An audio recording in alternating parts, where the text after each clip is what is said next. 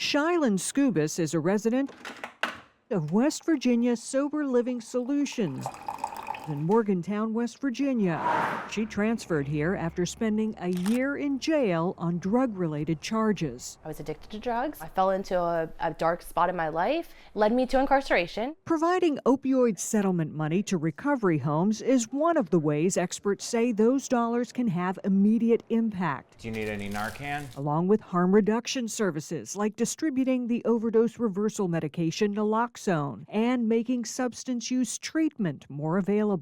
Right now I'm focused on me and my recovery and getting on my own 2 feet again. What are some of the pros and cons of spend now or save for later? There are no pros for save for later. Jonathan Stoltman is executive director of the Opioid Policy Institute. We're still in an active crisis right now, so it makes sense to spend the money as quickly and as effectively as possible on the things that we know work. Our concern is not so much the past, it's the future. Jonathan Board is executive director of the West Virginia First Foundation, a private nonprofit created by the state to distribute the bulk of West Virginia's settlement money. He takes a different approach. We know certain areas of recovery are really important, but we have to start thinking generationally too. Board agrees money needs to be spent now, but also wants to take a long-term approach to reduce the likelihood of the addiction cycle continuing. We need to take an eye and move a little bit upstream to prevention as well. That's where we change fundamentally the trajectory of this state.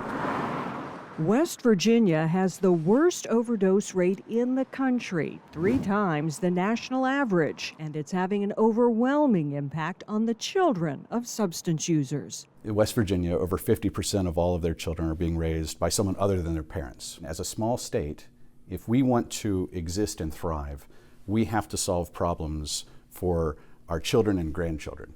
It's not just the here and now. Board wants to see more money go to things like youth prevention services and foster care. But addiction experts say it's hard to fix the future when the crisis now is still so bad, with about 100,000 people nationwide dying every year of overdoses. The crisis isn't going to end tomorrow or even next year. This is going to go on for years. No, that's absolutely right. That's not to say that prevention isn't important, but we also know prevention is a real long game. Think about it as the building is on fire. The first thing that you got to do is put out the flames. With more than $1 billion in opioid settlement money expected for West Virginia alone, Board is determined to make investing in the future part of their solution. We have to think broadly. If we isolate or have tunnel vision, we won't solve this in any meaningful fashion. For Spotlight on America, I'm Angie Moreski. Well, West Virginians continue to face issues surrounding the slow rollout of opioid funds. It's no secret that we've had the worst overdose death rate in this nation. Spotlight on America's national investigative correspondent Angie Moreski is joining us now from D.C. as she continues digging deeper. Now, Angie, in your latest report, you're looking at the debate over spending opioid settlement money now for immediate services or investing it for a more long-term approach. Now, what types of spending are we talking about here? Well, when it comes to spending the opioid settlement dollars, states have a lot of different options. Many advocates say because the crisis is so bad right now, we have more than 100,000 people still dying every year of overdoses in this country.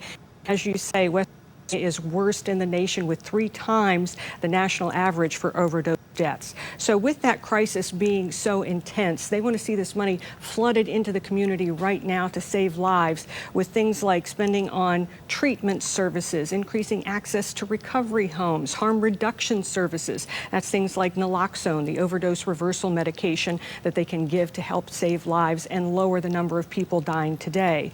Now, on the other side, we have this concept of investing in the future, and that would be looking into things like youth prevention programs, even spending more money on foster care to help the children of substance users who are at a much higher risk of addiction in the future.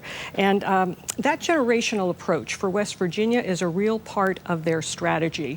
I talked with the executive director of the West Virginia First Foundation, and he says they need to be looking long-term here because this has been such a generational issue to end the cycle of addiction in the state of West Virginia. He says that is key to the future. And Angie, what are the pros and cons when it comes to spend versus invest?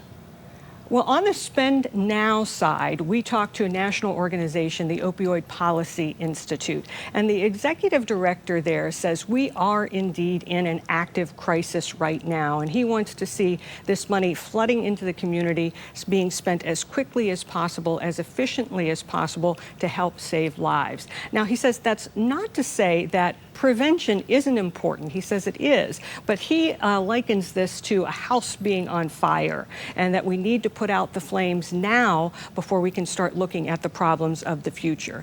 Now, on the other side, the West Virginia First Foundation basically says this cycle of addiction has been going on for quite a long time, 30 years now in the state of West Virginia, and they need to basically do something to stem the tide of future addiction. So he wants to see more money going into things like youth prevention programs to help those children and get them before the addiction starts, and that would make a difference. And again, that's not to say that both of these are not important. They are, and both sides acknowledge that, but it's basically establishing priorities for where the bulk of these dollars will be going. And there is an awful lot of money, an enormous amount of money here. For West Virginia alone, we're talking about more than $1 billion over the next 18 years. Now, also in your investigations, West Virginia was one of the states that's been slow to get these opioid settlement dollars into the community. Has there been any progress that's been made there?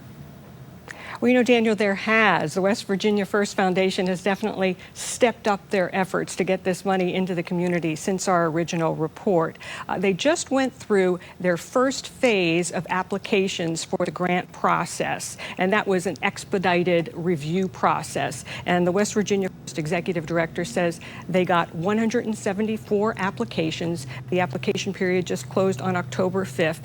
And so now what is happening is they're looking at those applications. And this is pretty interesting. He says they were expecting to get a lot of the applications for things like recovery homes.